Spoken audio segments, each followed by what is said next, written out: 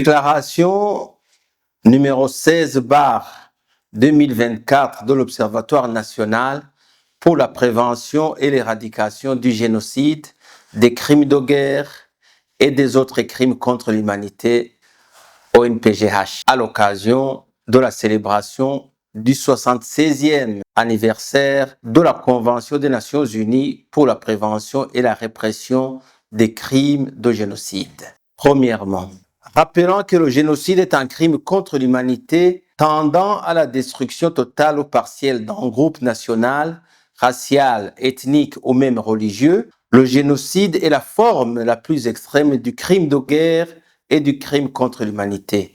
Depuis 1948, les Nations Unies ont adopté une convention pour la prévention et la répression du crime de génocide.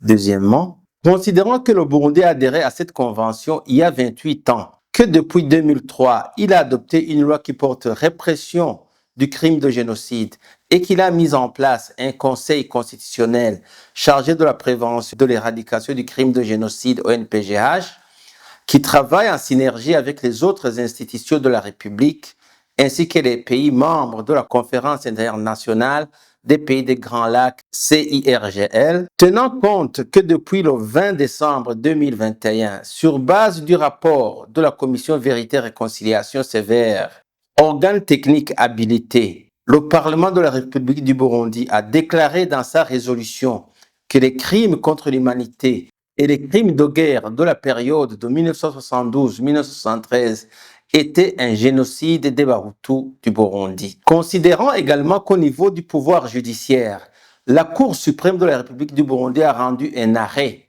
le 28 avril 2023 qui annule les jugements rendus par le Conseil de guerre de Bujumbura et de Gitega de mai 1972. 5.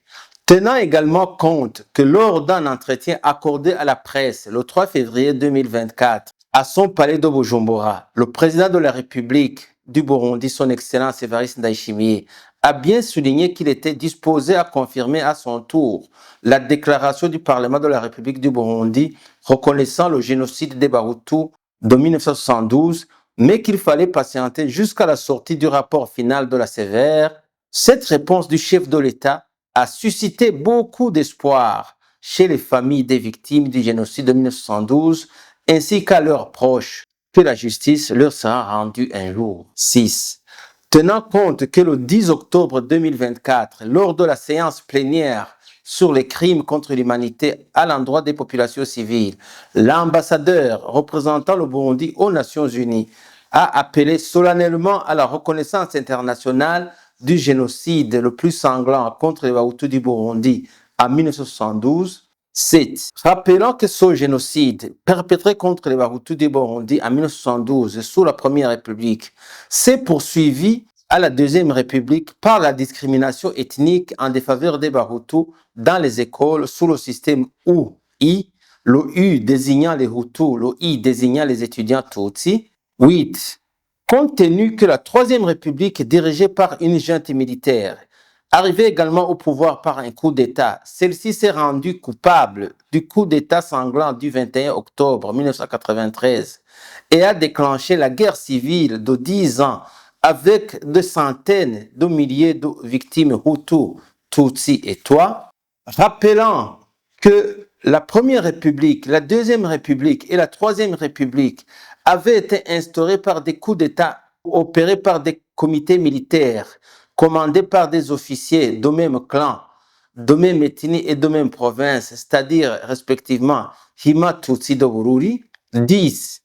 Tenant également compte des révélations accablantes du général de brigade à la retraite qui, dans son livre édité par la maison d'édition Iwachu à Bruxelles et publié à l'ULB à Bruxelles le 9 novembre 2024 sur la vérité de l'assassinat du héros de la démocratie Ndadaye Melchior le 21 octobre 1993.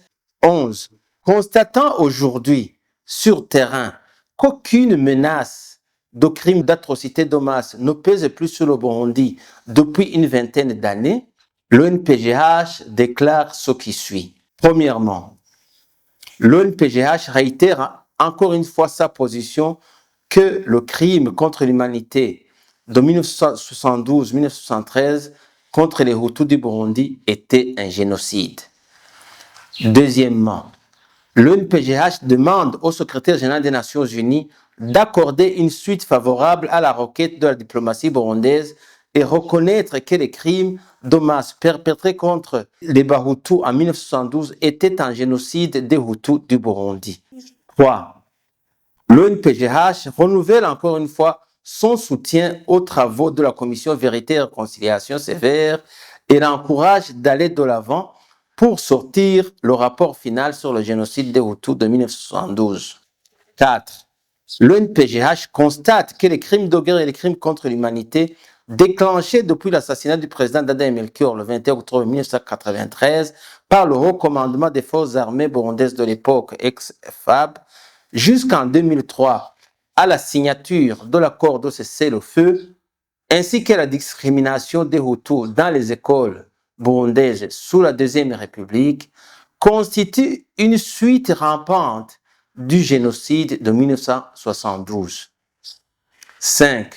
L'ONPGH s'est réjoui avec optimisme d'apprendre que le chef de l'État, son Excellence Évariste Ndayishimiye, dans son entretien avec la presse le 3 février 2024, était disposé à confirmer à son tour le génocide des Hutus de 1972 en attendant la sortie du rapport final de la Sévère, tel que l'a déclaré le Parlement de la République du Burundi dans toute sa diversité ethnique, régionale et politique le 20 décembre 2021. 6. L'ONPGH rend encore une fois un hommage profond à toutes les victimes de génocide de 1972 ainsi qu'à leurs proches et demande que le 29 avril soit une journée de mémoire pour que les veuves, les orphelins et les survivants retrouvent leur entière dignité. 7. L'ONPGH se réjouit encore une fois que tous les acteurs du gouvernement, du Parlement et de la magistrature, ainsi que les acteurs politiques, religieux, de la société civile, sans oublier la presse, tous travaillent en synergie pour la consolidation de la stabilité du pays, la consolidation de la paix civile et sociale et le renforcement de la cohésion sociale. Fait à Bujumbura le 11 décembre 2024, Honorable Jean de Dieu Moutabazi, président de l'Observatoire national, merci.